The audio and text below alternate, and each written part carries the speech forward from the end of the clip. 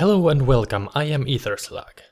A lot of the pre-made dungeons and adventures for D&D usually have somewhat linear experience in regard to how enemies and places are introduced in a dungeon. You enter the dungeon with a couple of traps, you find minor enemies and encounters and get through them somewhat easily.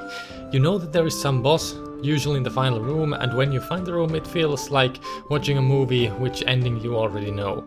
The boss is waiting for you to initiate the encounter like in some Final Fantasy game. So, how to make the encounter feel more impactful? All in all, you should give the players the idea that the boss might possibly be somewhere, but where and when he attacks should not be necessarily obvious. If you've ever played the video game Amnesia: The Dark Descent, it's a good example on how to implement enemies in horror games. It also works wonders in D&D. I'll first be given an example. The group is nearing on a huge centuries-old abandoned castle with signs of battle in front of it. You can see a dragon flying around in the horizon above the mountain ridge miles away. Eventually it disappears behind the mountains. You can see scorch marks on the ground and huge footprints that possibly belong to a dragon. The previous dragon is once again seen in the air miles away, playing with another dragon similar to itself. The players eventually enter the castle and start exploring. They might encounter ghosts, zombies, traps and environmental puzzles, but every once in a while they hear a roar of a dragon outside. Sometimes it might take long until it roars another time. Sometimes it sounds like it has landed on the roof of the castle somewhere very near the players. The players might explore the castle's towers, one of which has collapsed the roof. The dragon might breathe fire into the tower to force the players to evade, for example. Throw a couple of these small encounters that don't necessarily initiate the combat the traditional way. Think of them as more like environmental puzzles and smaller encounters. Eventually the players find the hidden area in the catacombs they were searching for and fight through hordes of enemies to find the magical artifact sitting on the pedestal. During the combat they might notice that the roof of this room has a couple of holes in it, and all in all seems quite feeble after centuries of storm and sunshine. The dragon might land on the roof of the room and some stone block falls down and might damage the players, and eventually the raging dragon flies away. Until the roof collapses, with the dragon surging inside and starts the true boss fight.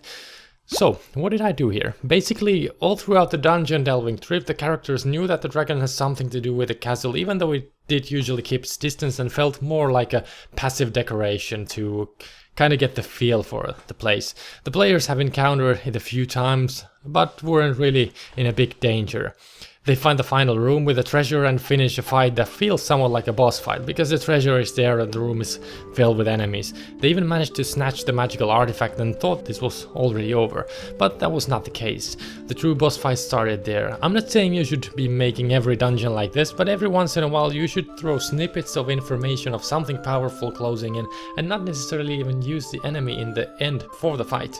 I will be going through an example like this in another video where the boss monster is more like a collection of environmental puzzle encounters that might happen all throughout a certain region the players are traveling in.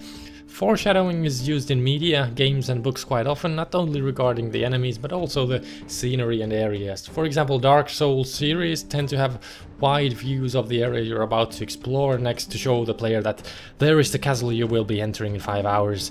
The series also uses the bosses in similar way sometimes. They pit the player against a boss that isn't even supposed to be fought at that point, unless you're inhumanly good at the game.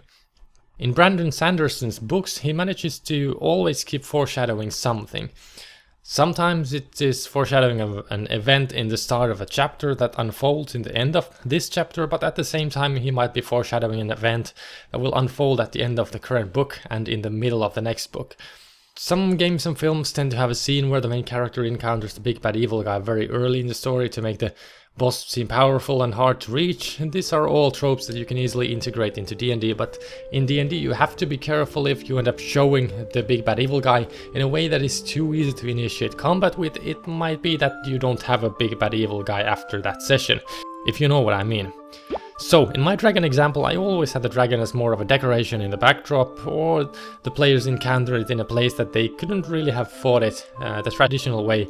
It also makes it fun for the DM, because if you have enough things foreshadowed and thought out, you might never know where the players will head next. So, it will always keep the game interesting also for the DM. Thank you for watching the video and throw down a comment if you want more videos like this.